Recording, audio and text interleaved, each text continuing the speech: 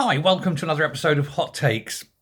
One of the arguments against giving impoverished children free school dinners while others had to pay was that it engendered a bullying point, if you will. Oh, look at you get free school dinners. What's that? Parents poor, are they? Because you know what children are like. They're like psychopaths, aren't they? And they are little bullying bastards, let's be honest. And so they had this thing where, we don't like to make it obvious that children who are poor. So we've got to give them all this, that, and the other, and take away that point in which they can be bullied over free school meals. And that's another argument why, of course, uniforms were put in. Oh, look, you'll turn out, you don't have the latest name. Look, I've got this, I've got North Face. Oh, whatever the latest brand of the day is that you have to wear. Because impoverished children, again, wouldn't be able to afford them. And so uniforms levelled the playing field. And that's how it is, because, children are little psychopaths, aren't they? Again.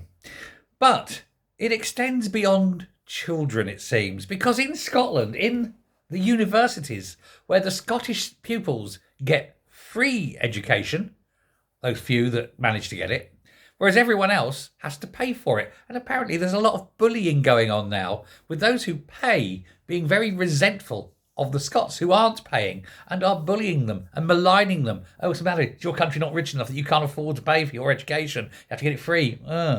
Because, adolescents are bastards, aren't they?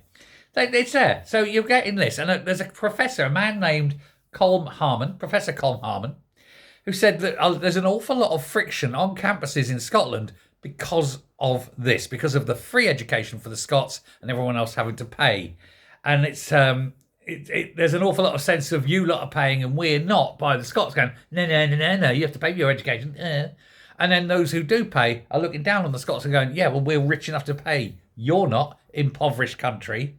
And it's creating an awful lot of antagonism. The whole thing about this is there's no equality. How do you've got to go have equality at the junior school and equality at the senior school, but then you get into the university and it's screw you, and they don't know how to handle it because all their life they've been cosseted and looked after and protected in case the bad man says the wrong words. And now all of a sudden they're finding that the world is really, really aggressive and horrible and mean, and their little protected souls don't know how to deal with it. And it's causing them mental anguish. It's bullying and mockery because that's the world they're going into. But they don't know that's the world they're going into because they haven't had it, because everyone's done everything they could to protect them. And by protecting them, you've weakened them. And they're finding this out. Isn't it funny? And apparently some Scottish students, particularly those with the sort of more working class accents, got to be said that they're routinely mocked and mimicked and, they're abused, not just by other pupils, though, sometimes by the professors and the lecturers. And they don't like it. Well, bless my cotton socks. Perhaps if you weren't mollycoddled from the day you were born, you'd be going into the real world with real men and women, grown-ups, and you won't be like protected little naive, innocent babes. But there we go. I don't know what they want people to do, though. Protect them from what? Reality? And how long for? The rest of their lives? Please. It's a very quick lesson in growing up. But there we go. Thanks very much. Take care. Goodbye.